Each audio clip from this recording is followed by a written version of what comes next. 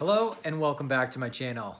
Today I'm going to be reviewing a very fun book called On Englishing the Bible by Ronald Knox.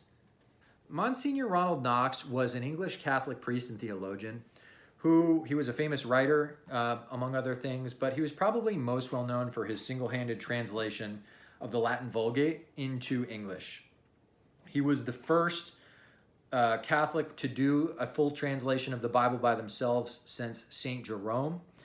And he wrote on Englishing the Bible to give us readers an insight into the process, the challenges, the pitfalls, his thoughts on why he translated the way he did.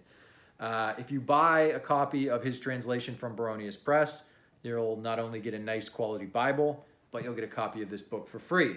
For those of you who may not be familiar with Monsignor Knox, you may be familiar with some of his contemporaries in England at the time. People like G.K. Chesterton, C.S. Lewis, J.R.R. Tolkien, many of them writing Christian or Catholic apologetics, or very many themes of Christianity underlie the Lord of the Rings series. So if you like some of those authors, I think you'll also like Monsignor Knox. So what is this book? Well, it's pretty thin. It reads like a journal. You could probably power through it in a day or two if you really wanted to. But I would caution against that. I would say with a book like this, take your time, let it stew and sit in your head, kind of reflect on some of the points you're reading. The different chapters approach different facets of this challenge, this 9-year translation process. And even if you love sacred scripture and you read the Bible every day, I'm certain that this will bring to light things you may have never considered. To empathize with translators and the difficult job they do have translating from Greek and Hebrew and Latin into English. And, making it timeless, making a translation that lasts. That's what Monsignor Knox tried to do with this translation, is not write it in 16th century English, not write it in 20th century English, but write it in timeless English. Whether he did that or not is up to you. I certainly think his translation is awesome and worth checking out. One of the first differences that Monsignor Knox brings out is the difference in freedom between one person doing a translation and a group or a consortium doing the same. So a group's made up of many people, different backgrounds, perspectives, and what they'll do is they'll establish rules to prevent these from creeping in. They'll say, okay, if we have this word in Greek, we need to translate it consistently as this word in English. And you'll have things that basically are called like token words that emerge. Words like righteousness, which sounds like a biblical word. It means kind of like right living. But you'll see then that word appearing in a multiple different types of contexts. And it's kind of leaving, as a reader, you're kind of left grasping. You're like, I need a little bit more here. I don't think I'm getting the nuance that the inspired writer is trying to convey to me here. Monsignor Knox has a lot more freedom. So if he sees a word in Latin used in multiple locations, he might translate that into a different English word depending on how he sees fit. And at first you're like, whoa, like that sounds unsafe. Like it sounds like, a novel concept. And Monsignor Knox says, hey, this is what St. Jerome did with the Latin Vulgate. He didn't use the same Latin word to represent the same Greek word every single time. Sometimes a Greek word could be translated into 2 or more different Latin words. Sometimes as many as 10 different Latin words. And so it's actually not a novel concept, and it's something that when the translation's being done by a Catholic priest, someone who's not only familiar with church theology, but the church fathers, their insights, you can really kind of like let out a deep sigh of relief and kind of relax and just embrace this beautiful English translation and all the intricacies thereof. Here's another interesting challenge. The difference of translating at the word level, at the sentence level, and at the level of the paragraph.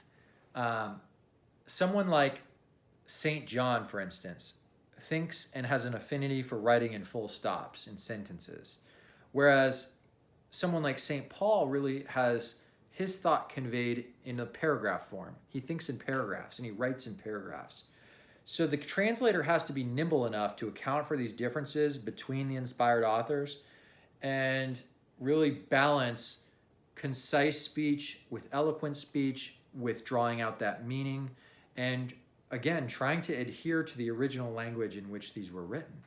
It's a lot to balance, and it's going to be hard to please everyone with a single translation.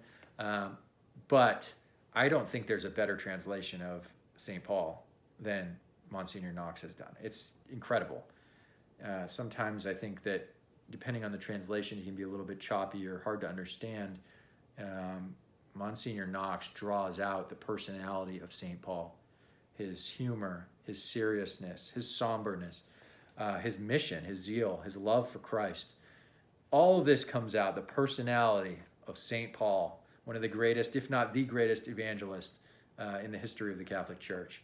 I'll end with this point after reading a short excerpt from the book, and this involves the critics. Monsignor Knox laments, he says, "You see, it is no ordinary task. If you translate, say, the Summa of St. Thomas, you expect to be cross-examined by people who understand philosophy and by people who understand Latin, nobody else. If you translate the Bible, you are liable to be cross-examined by anybody, because everybody thinks he already knows what the Bible means." What can you say about this? I mean, it's kind of a funny quote. I can empathize with both sides. On one hand, you have, the readers who they've come to know and love certain Bible verses. It colorizes their view and their relationship with God and how they see him. St. Jerome said ignorance of Scripture is ignorance of Christ. And these people have learned the Scripture, and this is how they see God. And so, these verses, why are you changing these verses, right? It's upsetting. And then on the other hand, you have the translator, right? They're trying to maybe even improve on some of these verses, draw out additional meaning, convey additional truths about God. And why should they be pinned into some of these quote-unquote consecrated phrases of older translations of the Bible? So again, it's a tough problem. Translating the Bible is an extremely difficult task. I've gained a new appreciation for it. And again, no translation is going to appeal to everyone. If you're going to look up a specific verse, see that it's modified, and then just close the Bible and be done with it, maybe this translation isn't for you. But if you have an open mind, if you like poetry, you like eloquent speech, and you're looking for a Bible for devotional prayer and reading and contemplation, I would highly recommend Monsignor Ronald Knox's translation of the Bible. Again, On Englishing the Bible by Monsignor Ronald Knox. Check it out.